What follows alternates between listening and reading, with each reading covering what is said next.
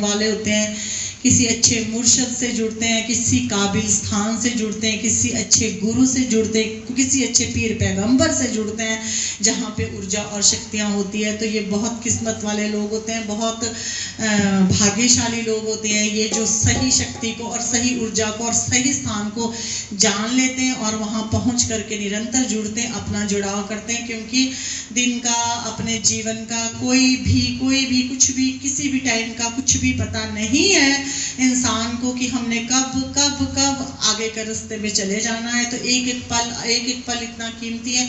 मैं तो अब सोचती रहती हूँ कि हे प्रभु जी, हे भगवान जी, मैंने तो इतनी लेट कर दी, मैंने अपना जीवन इधर उधर अलबल में ही बेकार की बातों में व्यस्त खत्म कर दिया। अब तो मुझे इतना कम लगता है अपना समय कि पता नहीं 10 साल है कि 15 साल है कि 20 है कि 5 ही है क्या, जैसे दुष्ट लोग पीछे पड़े हैं कि पता नहीं एक घड़ी बाकी है। तो हम ये सोचते हैं कि चलो जो भी समय है हमारे पास प्रभु के चरणों में व्यतीत हुए, ताकि जो भी हमारे जीवन के कष्ट है, जो भी हमारे संकट है, सब कुछ प्रभु दूर करते रहे और हमें आराम से हम अपना जीवन निकाल सके और ना ही किसी इधर उधर की बातों में उलझे, अपना जीवन हम ठीक ढंग से चलाएं और शांतिपूर्वक चलाएं। तो मैं सभी को यही कहती हूँ कि जुड़ना चाहिए। देखो वो था अंगुलीवान डाकू था, वो प्रत्येक व्यक्ति को मारता था जंगल में और उसकी उंगलियां काट करके अपनी माला बनाता था। टेस्ट होता ना, मैं अपनी बात कह रही हूँ कि टेस्ट होता है इंसान का, किसी का अच्छा करने का टेस्ट है, किसी का गंदे काम करने का टेस्ट होता ना। लेकिन जब अगर आप किसी के अच्छे काबिल मुर्शद के सानिध्य में आते हैं ना, तो वहशी से वहशी, जंगली से जंगली इंसान भी वो बन जाता है, मतलब पवित्र बन जाता है। तो उसके बाद अंगुलीवान डाकू क्या बना? भगत बना। वाल्मीकि जी क्या थे, है ना, वो भी तो ऐसे ही थे। उन्होंने बाद में रामायण लिखी और इतिहास में वो रामायण चली है, वो भी तो ऐसे थे ना।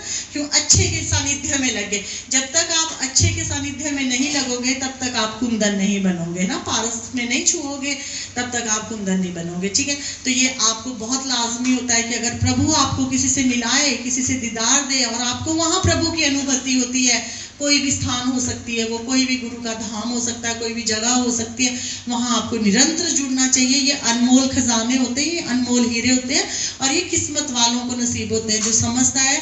मैं देखती हूँ यूट्यूब में, मैं वीडियो डालती हूँ, बाई गॉड मैं सच्ची कह रही हूँ, अगर कोई मैं भजन डालती हूँ या मैं भजन से रिलेटेड कोई बात डालती हूँ तो उसको लोग इतना इंटरेस्ट से देखते नहीं, उनको पता ही नहीं है कि हमने असली घर हमारा क्या है और यही चीज़ें हमारी टॉनिक है, यही चीज़ें असली है, हमें ये देखनी चाहिए। अगर मैं ऐसे कर रही हूँ ना कि लो देखो मैं गोलगप्पा खा रही हूँ, देखो जी मैं टिक्की खा रही हूँ, उसको फटाफट देखेंगे, उसमें एकदम से इतने व्यूज आएंगे, उसमें एकदम से वॉच टाइम होगा। तो ये टेस्ट लोगों का बन चुका है। तो थोड़ा अपने टेस्ट को चेंज कीजिए, देखिए कि हमें भगवान के धाम जाना है, भगवान के घर जाना है, वहाँ के लिए भी कुछ गिफ्ट बतौर कुछ इकट्ठा कीजिए। तो फिर मैं आप लोगों को इसीलिए सभी को कहती हूँ, तो थोड़ा बहुत अपना ध्यान दीजिए। और हमने भी थोड़े से 4-5 ही भजन गाने होते हैं, मैंने भी ज़्यादा देर नहीं बैठना होता है। तो ये है कि चलो इसको भी सुन लीजिए, कुछ फ़र्क नहीं पड़ता।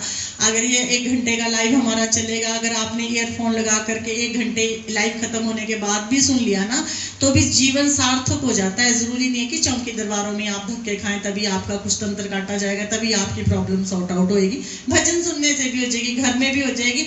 ये हम अपने व्यूज़ और अपना वॉच टाइम बढ़ाने के लिए नहीं करते हैं, ये हम अपनी संगत के लिए भी करते हैं जो हर बार नहीं आ सकती है। तो वो ऐसा ही महसूस अपने घर बैठ करके कर सकते हैं। ये हमारा मकसद है, ये हमारा मोटिव है कि हम इसलिए ये करते हैं। ठीक है, बोलो जयकारा शेरा वाली माई का बोल साचे की जय, बोलो बांके बिहारी लाल की जय। एक बारी मेरे वाल तक वे श्याम कुंडला वालिया, एक बारी मेरे वाल तक